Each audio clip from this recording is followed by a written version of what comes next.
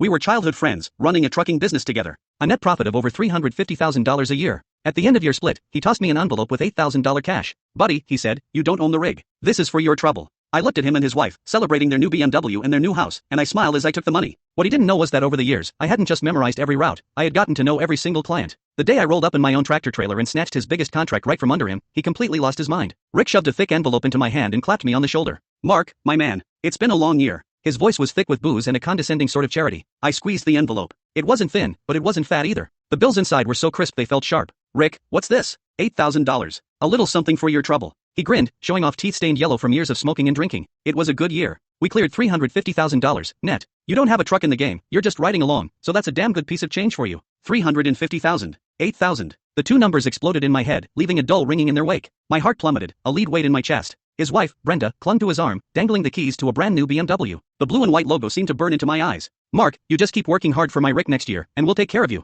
Her hand, with its fire engine red nails, fished a set of house keys from her purse. She tapped them against the floor plan of their new home. This one's 1,800 square feet. We close next week. You'll have to come to the housewarming. I watched the raw, unfiltered happiness and pride spilling off them. I felt like a ghost at their feast, a complete and utter joke. I forced the corners of my mouth into a smile that felt like cracking plaster. Thanks, Rick. Thanks, Brenda. I stuffed the $8,000 into my pocket. My hands were steady, but my fingernails were digging so deep into my palms I thought I might draw blood. The dinner was at the nicest steakhouse in town. The private room was stuffy with heat, and the food on the table was arranged like art. I had zero appetite. My mind drifted back to the endless days and nights on the road. The summers, when the cab was a steambox with no AC, and I had to chug lukewarm water and pinch my own thigh just to stay awake. The winters, when we were snowed in on some godforsaken mountain pass, gnawing on frozen sandwiches for 2 straight days. I once drove for 3 days straight to make a rush delivery, my eyes so bloodshot the whole world seemed to shimmer and shake. And where was Rick during all of that? He was at home, tucked into his warm bed, AC blasting, making the occasional phone call to manage me remotely. Mark, keep an eye on that load. Can't have any issues. Mark, schmooze the guys at the dock. Get them to move faster. Mark, the client needs a little something extra, you know what to do. I was the one who had to know what to do. I was the one who had to keep an eye on things.